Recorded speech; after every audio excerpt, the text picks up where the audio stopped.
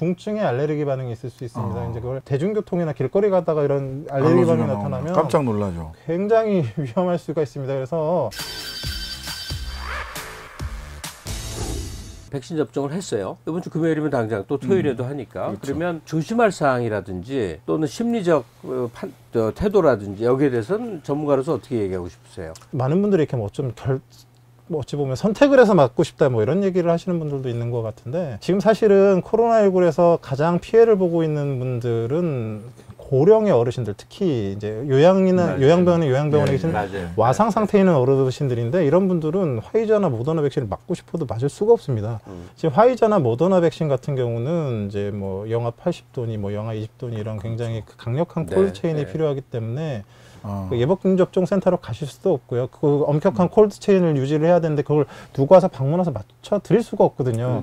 그러니까 지금 아스트라제네카 백신이 지금 중요한 게 그냥 상온 보관이 가능하고 언제든 방문 접종이 가능하기 때문에 이 접종을 65세 이상에서 맞느냐 안 맞느냐가 그런 어르신들을 보호할 수 있느냐 없느냐에 그런 어찌 보면 중요한 기로에 있는 부분들인데, 아스트라제네카 백신 도입이 늦어진 만큼 사실 고령의 어르신들이 백신 접종을 못 하시면서 이제 그런 위험에 노출될 수 있는 그런 부분들이 있어서 저희가 좀 걱정하고 있는 부분들이 있어서 빨리 데이터가 나오고 이런 분들에게도 접종이 됐으면 좋겠다라고 이제 말씀을 드리는 거거든요. 그래서 어르신들은 그 요양시설이나 요양병원에서 이제 그 65세 미만까지만 지금 접종은 시작되겠지만 그 와서 맞추실 테니까 거기에 이제 따르시면 되고, 제가 보기엔 이제 그 접종 후에 나타나는 부작용은 크게 두 가지가 있습니다. 하나는 그냥 국소적으로 맞은 자리 아프고 붓고 뭐 이런 게 있는 경우가 이제 뭐 제일 많고요. 또 하나는 이제 전신 부작용으로 뭐 좀 머리 아프고 열나고 이런 것들이 나타날 수 있는데, 이건 사실은 뭐 큰 문제가 대부분 되지가 않습니다.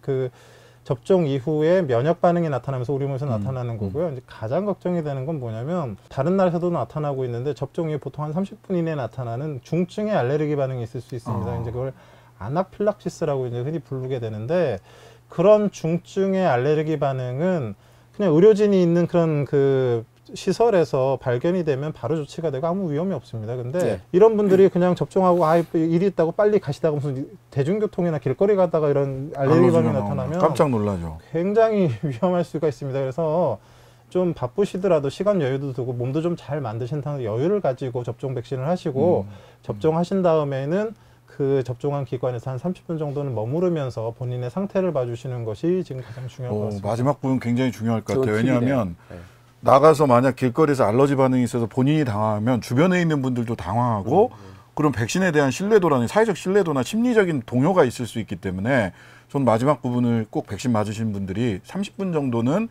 컨디션 좋게 가서 30분 정도는 좀 접종받고 병원에서 있다가 나오셔야 된다. 병원에 좀 있다 나와라. 그리고 백신 접종 갈 때는 몸을 좀 잘 만들어라. 그 전날 과음하지 마시고요. 되게 중요합니다. 예. 그렇게 해서 이제 이 백신 접종이 이제 26일부터 시작돼서 차근차근 가게 되면 국민들의 주된 관심사는 마스크는 언제 벗을 수 있나요? 언제 벗어? 우리 해외여행 갈 수 있나요? 이게 이제 국민들의 생활적인 관심사입니다. 언제쯤 이게 가능할까요?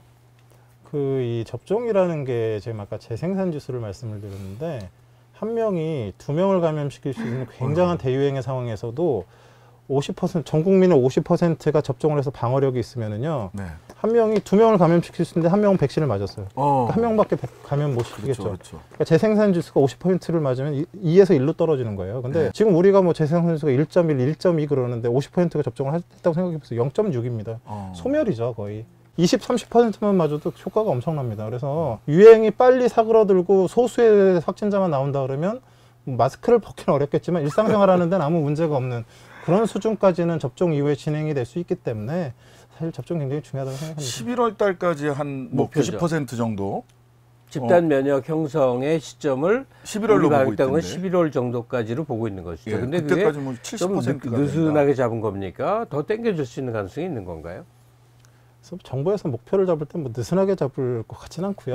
아니 보수적으로 잡다 보면 이제 그 접종이라는 게 아무 목표 없이 시작은 할 수는 없지 않습니까? 근데 여러 변수들이 있죠. 사실 우리는 뭐 열심히 지금 계약해가지고 뭐 7,900만 분의 백신을 확보했다라고 하는데, 그 백신이 외국에 있는 공장에서 만들어져가지고 들어와서 우리 안에 손에 쥐고 있어야 이게 접종이 되는 거 아닙니까? 그래서 근데 지금 외부 변수들이 굉장히 많습니다. 외부 공장에 뭐 불도 나고 뭐 백신 수급 불균형에 무슨 뭐 라인 바꾼다고 해가지고 지금 접종의 그런 확보가 굉장히 어려운 상황이거든요. 근데 그렇기 때문에 중요한 게 우리나라 내에 백신 생산 기지를 만들어서 공급을 하는 게 가장 안정적이거든요. 그래서 지금 정부에서 하고 있는 게 지금 이미 그 아스트라제네카 같은 경우는 안동 공장에서 잔뜩 만들어 놓고 있는 상태고 지금 노바백스와 이제 MOU 체결해가지고 합성화원 백신들을 우리나라에서 직접 만들고 기술 이전까지 이제 같이 해서 뭐 이렇게 진행하겠다고 하고 있거든요. 그러면 우리나라에서 충분히 많이 만들어내면 수입에 의한 그런 이제 여러 변수들이 사라지는 거기 때문에 제가 보기에는 이번 한 번 접종으로 백신이 끝날 것 같지는 않습니다. 이제 변종이 생기고 그러면 빠르면 올해 말 내년 초부터 또 2차적인 접종들을 다시 고려를 해야 될 수 있는데 그런 인프라를 지금부터 만들지 않으면 또 계속 수입 안 되면 접종 못하고 이런 상황이 안 되지 않습니까? 그래서 그런 것들을 이제 미리 준비하는 것들이 지금 필요한 상황이라고 봅니다.